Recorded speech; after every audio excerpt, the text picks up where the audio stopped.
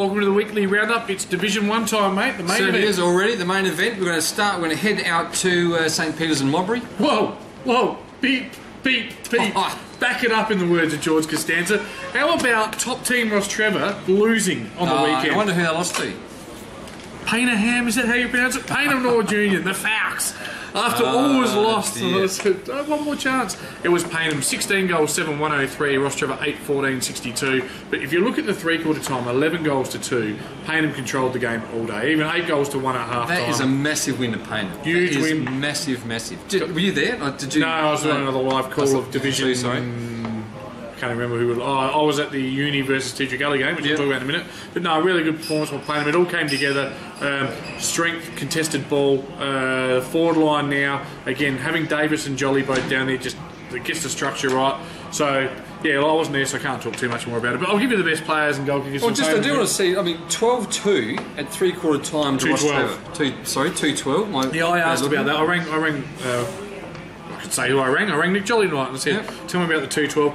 Had a few consecutive forward entries where things got rushed through. So, you know, when you're behind by a lot of goals, you can panic a bit and try and... So it wasn't like they were missing set shots from 10 metres out. Good pressure by Payneham all round, and just some days you just get it all together. And if Payneham do that, I said their best Payneham is good enough to beat anyone, but they just haven't been able to play it for 4 quarters. Well, they did on the weekend, so well done to them. Strato Agorostas had his best game for the year by an absolute mile, kicking 5, and Big Joel's kicked 4 himself. A host of others kicked singles. For Payneham, Strato was named best, and Pierce Seymour, dynamic midfielder with a great leap, was probably the best midfielder on the day. Dylan Orcello, again down back, fantastic. Chase Bauer got best at the club, so it's always interesting to see how that plays out. He would have done a job on probably Gilby, I would have thought, for Ross Trevor, mate. Yeah, it must have been Code. Must have kicked most of them in the last quarter, because obviously there's only 2 goals scored up 3 quarters. Well, he wouldn't have kicked more than 2 in the first 3. Yeah. So obviously in the last quarter he had to kick something in the last quarter, because the 2 individuals, only 3 other players there, with Jonas, Allen and O'Malley amongst the best players there. So that's a massive win to Payneham Norwood Union. See, that is huge. Knock off the top spot. And Ross Trevor were on fire, so no, well done to them. Well, unfortunately, going gets no easier, because I know we play Prince Alfred next week, so it gets no easier, and we'll see. Anyone can win 1 game. Good teams will win 2 in a row. All right. You wanted to start at St. Peter's versus Modbury, because it was a 1-point win. It was an absolute thriller, and it's St. Peter's second win of the year. And again, they're just a sneaky chance to avoid relegation. 1 point, 1 point, and St. Modbury would have been shattered after that, because they're only 1 game clear of St. Peter's to avoid that relegation as well. Yes, so. And for a team that had Teacher Gully on ice in the first game comfortably and then got overrun, they sort of haven't quite lived up to what they would have probably hoped. Anyway, for St. Peter's, it was Chief Wiggins with 2, Voigt also with 2, along with Calabresi and Lockwood. They all kicked 2, and Robbo was named their best. And from Modbury, we've got Gibson with 6, with individuals to 6 other players there, with Gibson with 6 players, getting in the best players, Bennett and Rankin. So, but the scores level, exactly level at half time, to end up, obviously with St. Peter's winning by the solitary point. So a good game that must have been. Yes.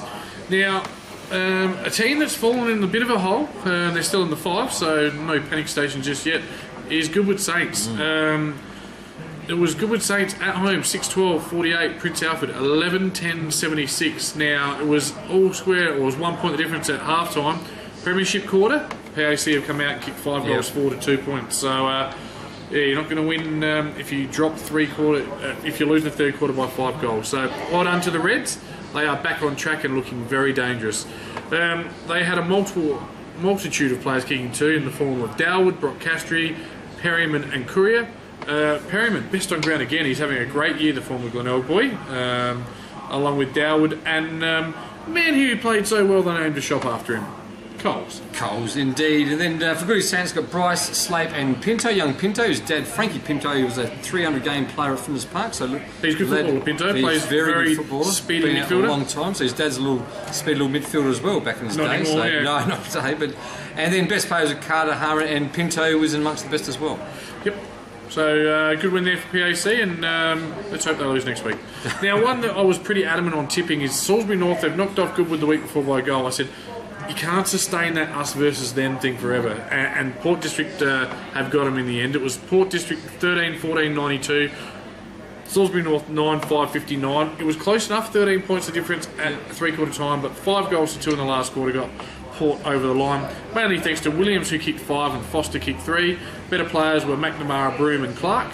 And Solly with 3, this is the Solly with 3, Hood with 2, to individuals to 4 other players there, with Russo, Morganti, and Drainer in amongst the best players there. The Drain. Solly got the best players with 3 goals, so because Solly seemed quite a bit the best players, old Solly there on the full forward. Big fellow who kicked the point that made the grand final a draw against Ross Trevor.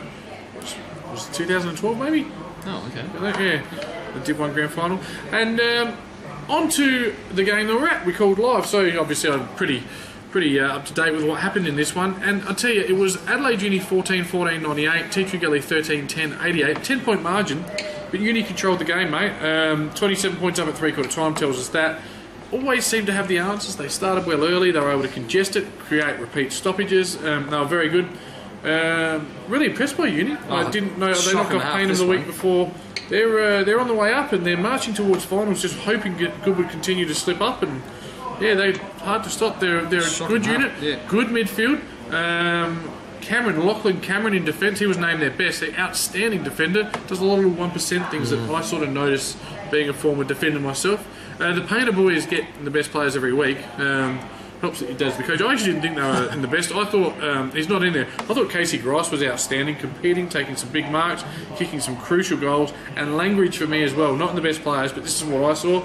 Very, very lively up forward. Yep. Yeah, and certainly drew a couple of players to him. Looks a bit like Nathan Eagleton. Not a big fella, but played good. Played real good. So Langridge kicked 3, Seb Painter kicked 2, and a whole host of others kicked singles. I thought Grice kicked 2, but I guess I was wrong. Cameron, Painter in the best. 4 Tea Gully, mate. Yeah, we've got Melville with his normal and 3 goals. Probably not a big day for him, but still with 3. 4 with 2. McKay, is that right? Or, yeah. Yep, and Melville kicked 2 of those 3 very late as well. Yep. Okay, and then quite a few got then Stent. Just a few other individuals there with the Shonamaker, the best players, McKay, and his brother Shonamaker also in the best players. So the D and C Shonamakers. Alex McKay was basically a lone hand early on. The Shonamakers came into it, created plenty of drive. Spittle and Stent. Stent had probably, I thought Stent was a bit better than Spittle. Spittle was, I don't know, not his best day. Shonamakers tried. Blake Penny got him back into the game late in the third when they were down. A couple of vital clearances to get him going, but also made a couple of errors in there as well. They just we said it all day for those that listen, you'd know. Just felt their intensity was just a little bit off, and it wasn't until the game was almost gone. A lot like Nord and West yesterday, where the game's gone if we don't roll the dice down. They just tried to throw everything at them a little bit too late. Started going down the middle late, but Uni had all the answers and. Had their past players down there too, didn't they? They did have their past players. I thought the intensity would have been obviously the past players there, getting around the boys and big crowd there would have been. But. Credit where it's due as well. Johnny Painter very well coached. Certainly did enough to get the chockies. So look, the ladder we've talked about it already. Gullies and Ross Trevor are equal top on 9 and 2. Then you've got Prince Alfred and Port District are 3rd and 4th on 7 and 4. Then a 3-way battle between Goodwood, Adelaide Uni and Paynham for that last spot, you would suggest. So interesting to see how it plays out this week. And then you've got Salisbury North, who will get relegated because their indiscretion, are on 0 points, while St Peters and Modbury are on 4 and 6 points respectively. Interesting battle, but certainly it's in sections this ladder, isn't it? Yeah, big all over the place. So goal kickers, we've got Melville on 39, being hunted down by Nick Jolly on 30, but Nick plays a lot of time in ruck, so I think Melville will take home that gong. Got some huge games this week. We're going to have to start at Port District and Goodwood. Port District have been consistent. They keep playing good football. They're 7 and 4. Goodwood have stalled badly. I have to take Port District at home because it's home as well. I totally agree with their TJ. Yes. In the ornithological battle between 2 hawks, we've got Modbury taking on Salisbury North. This one is one of the old 12th man, harder to pick than a broken nose type situations. I couldn't separate these two. I don't know.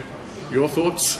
I'm going to go for Modbury because it's home. No other reason. They're both struggling. Salisbury North are struggling. Modbury because it's home, smaller ground, probably a bit sloggier out there than normally would be at Salisbury North. I'll jump on that bandwagon. Yep. Adelaide Uni again, the big improvers against Spock, who've won strung a couple of wins together as well.